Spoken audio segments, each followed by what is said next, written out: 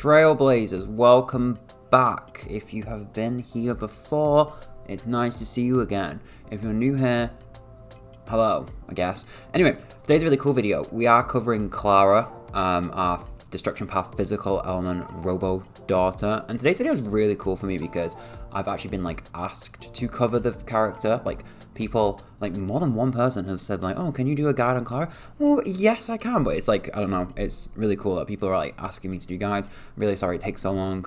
These videos take me hours, by the way, and I have a full-time job, so I'm really sorry about that. But yep, like I say, I've been asked to do this character today, so we are doing Clara. So Clara is an interesting one because before we talk kit, we need to cover off what makes Clara kind of unique. If anyone is familiar with the concept of a spiky shield, I'm kind of looking at Pokemon right now, but that's what Clara does. In order to make Clara deal damage, you have to let her receive damage. You can think of it as kind of something like counter in Pokemon, where you let your character take a hit and then they dish it back out. Maybe more like endure. But the idea is that, yeah, she has to take a beating to give a beating. And I know that this isn't necessarily for everyone, because the thing is, some people are kind of scared of this riskier playstyle because you're at the whims of the enemy. A, they need to attack you, and B, you can't really control your damage output. You're not doing a lot of kind of aiming and doing calculatable damage. So, you know, there's a much safer, comfortable playstyle in building maybe a hunt or an erudition character that has that calculatable damage output. That said, Clara does actually have the highest damage ceiling in game. She's definitely one worth not overlooking, and she really excels well in group fights where you've got more than 3 enemies. So as always, we are going to talk kit, including traces and eidolons, and then we're going to do light cones, relics, and finish with teams. I don't have much else to say for the intro. Let's get into it. She's a great character. Do not sleep on her. Okay, so for kit, as a quick disclaimer, I've checked a few guide sites, but I don't have Clara myself, so I'm hoping that the percent modifiers are accurate. If they're not, please don't be angry. I've kind of corroborated what most guide sites are reporting are her percentages. As always, it will be kind of normal attack at level 9, and everything else at level 13 is kind of your max level investment minus E3 and E5 eidolons. So we are going to start with her talent. Her talent is where this counter element of her kit resides, and this is how she utilizes that kind of spiky shield mechanic. So for her talent, because we're family, she has an innate damage mitigation of 10%, which means she takes 10% less of the intended damage. And additionally, Svargo, the Big Daddy robot, will mark anyone that attacks Clara with a mark of counter and retaliate with counter damage, dealing physical damage equal to 184% at level 13 of Clara's attack. Now, that's a lot to take in. Basically, if she gets hit, the robot will attack back. Now, this talent has no cooldown or downtime, so if Clara does keep getting hit, Svarog will continue to keep countering. So it's kind of like an unlimited damage hack, basically. As long as she gets smacked in the face, she will smack back. It's pretty cool. Moving on to her kit, her basic attack at level 9, I want to help. She will deal physical damage equal to 130% of her attack to a single enemy. It's a normal attack. I'm sorry, I never have anything else to say here. I just want to give a sentence or two to let the screenshot stay on screen so you can read it. Her skill, Svarog watches over you. It's an AoE ability that deals physical damage equal to 138% of her attack again at level 13 to all enemies. She will also deal an additional 138% of her attack to enemies marked by Svarog's mark of counter, and then she will consume the marks. So if they've already been marked, she will do double damage with her skill. Her ultimate, Promise Not Command. It's a bit of a long one, but she enables damage reduction of 28% at level 13 and aggroes enemies towards her. Svarog's counter is enhanced through a few effects. The first effect is when an ally, so not Clara, but when an ally is attacked, Svarog will launch counters with an increase in damage of 179.2%. On top of this, adjacent enemies will also take 50% of the damage that was dealt to the countered target. So basically, if an ally is attacked, Svarog will counter. If he deals 100 damage, their counterparts will, the ones that are sat next to him in the team, they will also take 50 each. This enhanced counter can take effect twice. Her ultimate is an interesting one because you want to take note, I really can't stress this enough, that it triggers on allies being hit, so it's not just her, and you are opening up some damage output possibilities. Finally, her technique. Upon entering the battle, she will have increased aggro/taunt to her for 2 turns, drawing damage towards her so she can get off her abilities and her counter. For a kit summary, I'll put the text on screen obviously, but essentially your damage comes from responding to attacks. Her technique and ultimate draw aggro towards her, and this helps keep her counters consistent. And you need to bear in mind that we are starting to see the first part of damage mitigation, which is the 10% through her ultimate and her talent, but the idea is that when we start to look at her traces and eidolons, you'll see a bit more survivability on her, because obviously everything kind of scales through attack right now, so you're probably scratching your head thinking, how on earth does she survive everything? Which is a good segue into traces, and we're going to be here for all of 2 seconds because the traces are so simple. Trace 1, kinship, she has a 35% chance to remove a debuff from herself. Trace 2, under protection, she has a chance to resist crowd control debuffs by 35%. Trace 3, increase Varrog's counter damage by 30%. This one's a little stupid because that's a high modifier, friends. It's stacked with her ultimate, so like the counters can just ramp up. For the stat buffs across the trace pool, we have attack increase of 28%, a physical damage increase of 14.4%, and a HP increase of 10%. The point of her traces is to give her some durability in the form of avoiding being debilitated by debuffs. The problem with being heavy aggro driven, like a character like Clara, is that if you end up getting glued down in a ton of debuffs, like maybe freeze or imprisonment, not only are you going to lose your health fast, you're also going to be able to just sit there and not get your counters off because you can't act, and you're going to be a pretty useless slot to the team. So that's kind of what her traces are starting to fix. It's like obviously she can get hit by a debuff, but she has a chance to resist it, and then for whatever reason, if the debuff does get through the initial 35%, she's got another 35% chance to then remove it from herself anyway. With traces covered, let's move on to eidolons. And with a standard banner character, you know what I'm going to say if you've been here before. Please do not even worry about these. If they come, they come. If they don't, they don't. Eidolons are usually like, minor increases so far what I've seen. I wouldn't risk my Stellar Jades on something like a standard banner warp, but you can just let the gacha machine run its off-pity way of doing things, and maybe you'll get 1 or 2 in the near future, but yeah, I wouldn't worry too much. So Eidolon 1, a tall figure. Her skill won't remove marks of counters on the enemy. Easy to explain. Eidolon 2, after her ultimate, her attack increases for 2 turns. E3 and E5, these are the usual level buffs. We get skill and basic attack level up in E3 with the +2 to her ult and talent in E5. I never really have anything to say on these, so moving on. E4, family warmth. After Clara is hit, the damage she takes is reduced by 30% until the next turn. It's a damage mitigation, but note it's after an initial hit, so the operative item being that the 30% doesn't stack as damage mitigation for the first time she takes damage. It's only subsequent hits. For E6, Long Company, when an ally is hit, she has a 50% chance to trigger Svargo's counter on the attacker and apply a mark counter. When she uses her ult, she will also trigger an additional 1 enhanced counter. The point of the E6 is that basically it's an ultimate boost. I mean, if you somehow have 7 copies of her, you're going to melt through everything anyway, but here your mark counters are flying off left, right, and center, and it's kind of like a permanent, ult boost. It's like a mini ult, is how I'd wrap it up. That said, for an Eidolon summary, there's definitely a natural progression to her Eidolons. The priority is literally numerical order in my opinion, starting with number 1 and moving up to number 6, they just increase in value. I will say that the E6 is a bit of an interesting one because the ideal setup with Clara is that she always is the person that takes damage, so you kind of don't really want the battlefield for your allies to be taking damage for it to trigger. I don't know, thoughts and opinions on this one. If I had to summarize Clara's kit in total though, my further overview would be that it's very synergistic with each one of its branches. With high attack, she can dish out constant counters to enemies, so as long as you keep her alive, she will just melt through HP bars. That said, you don't have any control over her damage output because she's waiting to be hit.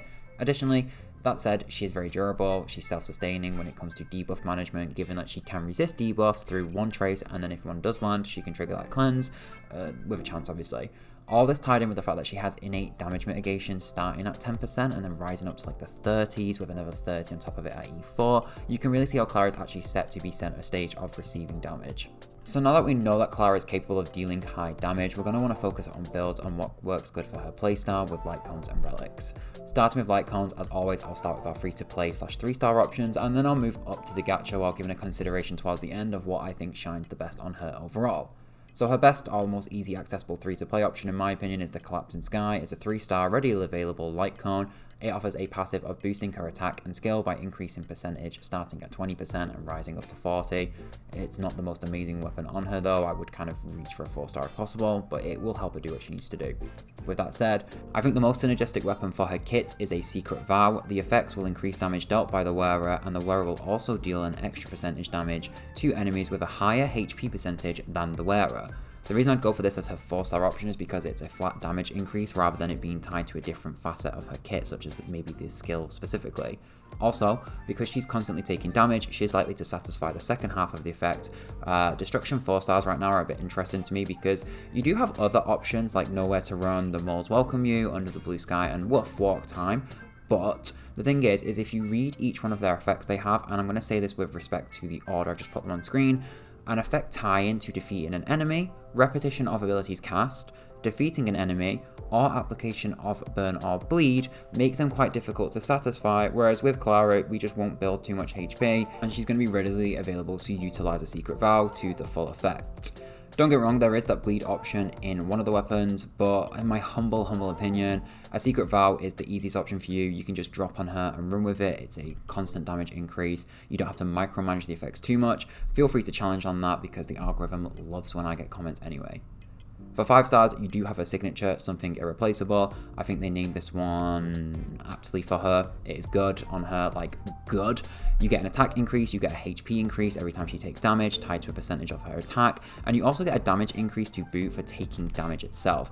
Is it crazy on her? Yes. Are all the signature weapons good for the characters that they're made for? Obviously. That is how they get you to apply for an American Express to support the game. However, you do also have Fall of an Aeon as another 5-star, which you can get from her to store, and it will increase her attack on a stacking percentage up to 4 times, and if she hits a weakness break, so a physical damage break, then it will increase her damage further. If you want my honest opinion, there's better options for her. Enemies have multiple weaknesses, so you might miss the latter passive too often, but if I was like struggling for 5-stars, I wouldn't be too much of a miss to just put this on her. Overall, for light cones though, if you can prioritize a Secret Vow for the 4-star, I would just do that. I don't think you need to rush either of the 5-star options for her. Obviously, something irreplaceable is a really nice excuse for going crazy damage-wise, but trust and believe when I say this, a Secret Vow is just great on her. It's going to give you everything you need. With light cones covered, I will then move on to relics. That's how I do things here, and lucky for everyone, I get to keep it really simple today because she has a designated set, and this one works very well with her.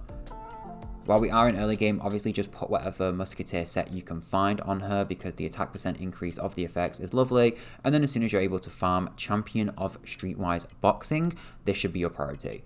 The 2-piece will increase physical damage by 10%, while the 4-piece, and like just read this effect and be serious for a minute. If she is hit, increase attack by 5% for the rest of the battle, stacking up to 5 times. So that's a 25%, like, what? This is your priority set when you're able to farm her, in my opinion. For your planar ornaments, I'd go with the Space Stealing Station for maximum damage output. With the 2-piece, is going to let you double down on her attack stat because it increases the wearer's attack by 12%, and if her speed reaches 120 or higher, the wearer's attack will also be increased by another 12%. You see where I'm going with that. Now, don't get me wrong, I know some people could be a bit powers about having no HP on her whatsoever, so Fleet of the Ageless is a decent backup set for you to consider, but if you want to go out max damage, I think you'll be fine with Space Stealing Station. For stat distributions, let's just talk about attack stat. I'm being serious on that. You can literally do body attack percentage, feet attack percentage, orb physical damage percentage, and link rope attack percentage. Sorry, I think I just called the orb.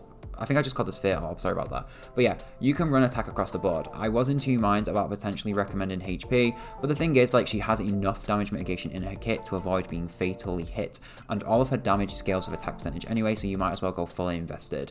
Now, this is pre-full testing, so it may be that when people hit endgame, you want to stack a bit of crit or HP or other fun things on her, but right now, I don't think it doesn't make any sense to not just amp up her attack. But with that in mind, your sub stats should be attack as a priority with HP and defense as well as break effect, where you can pick it up. But I mean, relics are but a distant dream for most of us, so I wouldn't worry too much. Just save this info and worry about it later. And I mean, not to segue into like the next section of the video, but you can avoid stacking HP as a main stat on her when we're going to run a shielder and a healer. Spoiler alert, let's move into teams. Now, before I go into team comps, I do think we need to talk about the elephant in the room, and that is how she needs a shielder, to be honest, but she struggles to team up with 2/3 of the shielders we have. So before we do team comps, I do have to stress that both the Fire Trailblazer and Gepard have whatever the antonym of synergy is when working with Clara. Gepard has a permanent self-taunt in his kit, which you'll know if you've watched my Gepard video, and the Fire MC has the ability to imbue taunt through their actions, which is, it's kind of unavoidable. So why is this bad? Well, Clara needs to get hit unless you're always ult-in or at E6, which I don't know, probably not. And so you do drop a ton of damage from her kit if your shielders are directing the damage to themselves. However, what you can do is look for a shielder who lets you simultaneously add a shielder to a character and draw aggro with that shield, such as March 7th. Now, to me, March the 7th is the perfect shielder / counterpart to Clara. Pair them up and you'll be happy. March 7th will put the shielder on Clara. You'll build big shielders on her, and then as long as you avoid taunting weapons such as Landau's Choice or the Moment of Victory, then there'll be kind of no taunt built into March the 7th, and you'll be able to just imbue Clara to keep her alive and aggroed up. So with just presuming that Clara and March 7th are the staple, let's talk about slots 3 and 4. It can be a bit of a difficult one, to be honest, because if you're not running a healer, you may find in some of the more difficult content that both Clara's damage mitigation and March's shields just don't hold up forever. So if you are finding yourself being too gunned down under pressure, then you can opt in for Natasha on the free-to-play team. For the 4th slot then, you'll either want to buff up Clara's attack with our resident buffer Asta, or opt for some sub DPS through Serval or Herta or Dan Heng. It might sound insane saying go either Erudition or Hunt in this slot because they do opposite things, but you kind of need to remember that Clara's damage output is massive, but her potential is limited to how many enemies you're actually up against and attacking her. So having that controlled variable with an AoE or a specific single target damage dealer might make you feel a bit more confident in your battles. We can also step into gacha territory a bit. I'm still staying within the realm of what we have in game. We can spice things up a lot in slot 3 and 4, just kind of leave March there for now in slot 2. For healer, you can swap out Natasha for Bailu because she's Bailu. That revive's going to come in super handy because your Clara is a destruction character. They play a bit risky with their health shenanigans. And of course, we also have Tingyun and Bronya as potential buffers who can step in for attack buffing and play a lot more offensively on that slot. With Bronya, I don't know how relevant the advanced forward mechanic would be, but if you can get it's not going to hurt at the end of the day. But like I say, you've got to bear in mind, Clara, she utilizes counters, not actually like dealing damage, so you might end up using Bronya on your second team if need be. Just something to bear in mind. Also, like I say, for damage dealers, I'm not going to go through every damage dealer we have, but if you are opting to not use an offensive support, such as Asta, Tingyun, or Bronya, and you're going down this damage route, just use any of the 5-star damage dealers you've got to ramp up your damage. Honestly, play around and have fun with it. It's a bit difficult one. Different content will require different teams, and so, like I say, sometimes you might just end up swapping Clara out full stop for the damage dealer. So it's really up to you, if I'm being honest with you. My recommendations would be, like I say, Clara in the main slot, March 7th in the second slot, with the 3rd and 4th slots being flexible options tied up between healing, sub DPS, and then also offensive utility. Typically, you will run, in my opinion, a healer and offensive utility, but some content is going to let you slot in a damage dealer. All in all, she's a great character. I really like her. Her damage dealing is massive. She has great damage mitigation. She can help cleanse herself. She just works great. I hope you enjoyed the video. I'm really grateful that someone actually asked me to do this. Well, there's a few people actually check me out. If you learned anything, leave a like or a sub or a comment, the usual YouTuber expressions, and thanks for watching. Goodbye.